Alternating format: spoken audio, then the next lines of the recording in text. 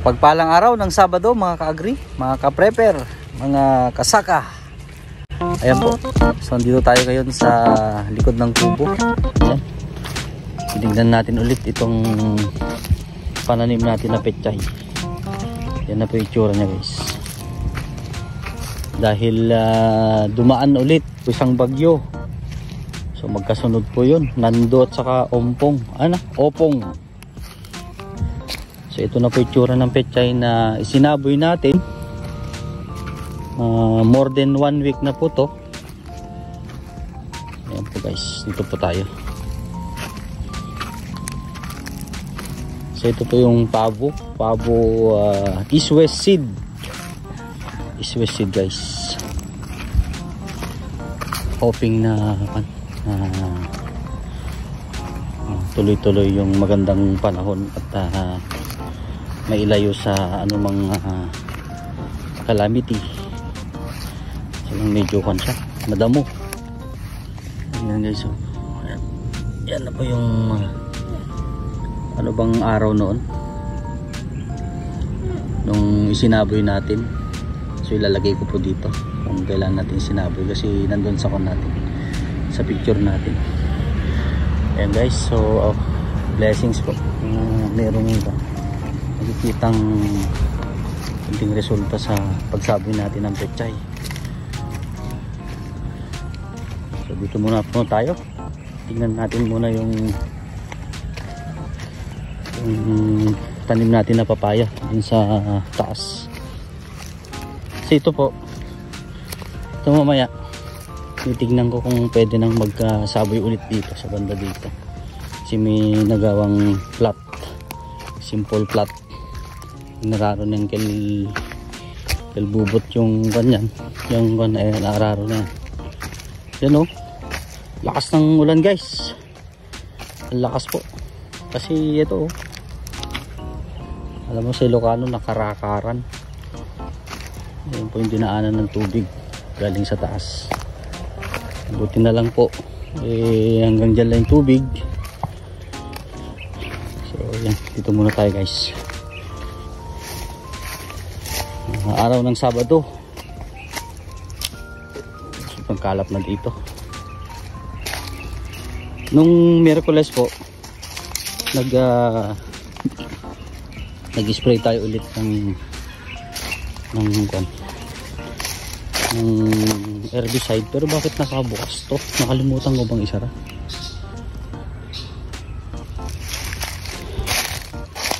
So dito muna tayo.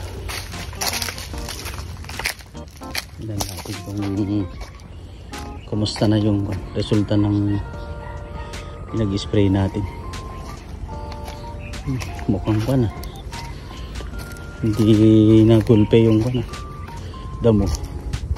Hindi, unti-unti yan doon. So yung mga papaya natin nabuwal kasi iba, nabuwal po nung bagyong Nando dahil malakas pong hangin, super typhoon, tumama sa Babuyan, Calayan, dun sa mga isla sa northern ng part, northern tip. Meron din dito, may yung tip ban bang tawag doon, yung dulo ng bagyo o sa Cagayan. Actually number 3 yata ang Cagayan. Okay guys, so ito po, pwede na tayo atong may kalamansi na tayo na pipitasin. Tingnan po dito, tingnan natin dito, parang hindi nagulpe yung mga damo. Sana tuloy-tuloy na mawala na yung mga damo. Isprayan natin to 2 days before ng bagyong Nando.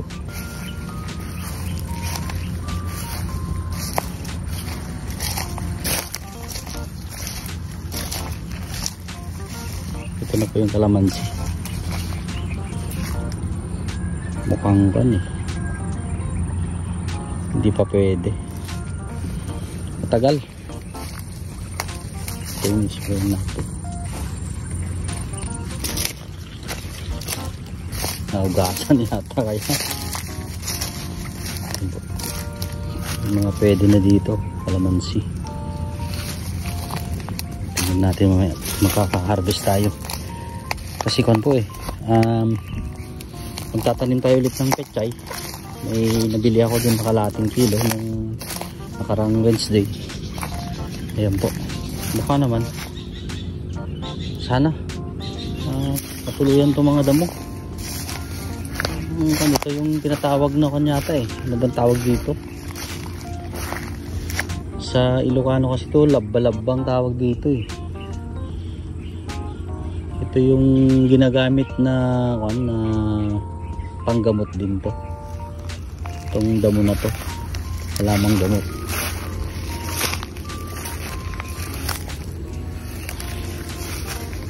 Nisprayan ko to nun pero mukhang naugasan ng bagyo guys. Kalamansi mga pwede na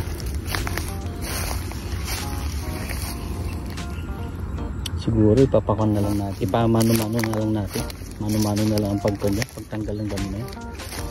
Mahirap pinamamatay.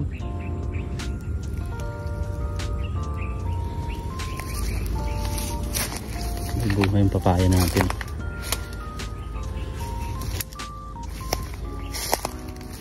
So dito muna guys, maraming salamat, tuloy-tuloy lang tayo. Maraming mga kinakaharap ang mga kapwa farmer natin pero kailangan lang natin una humingi ng gabay sa Panginoon na bigyan tayo ng kaalaman at tamang diskarte para makabawi sa pagpa-farming. Bigyan tayo ng gabay para magawa natin kung ano ba yung mas nakakatulong sa pagpa-farming natin at kumita naman. Lalo po ngayon, sobrang baba po ng presyo ng mais at saka palay. Tapos ito pa, hindi nakakapagbilad. Yung iba nasira daw yung bilad nila. Ito po, nag-harvest ulit yung iba. Kasi hindi pa tapos lahat, ma-harvest dito sa amin ng mga mais na ng mga yellow corn. Nagsisimula pa lang. Mga palay naman, yung iba is namumulaklak ng iba, yung iba naman sa lakuyan pa lang, papalaki. So guys, dito muna po sa trabaho muna tayo. Maraming salamat, God bless mo, tayo lahat. See you sa ating next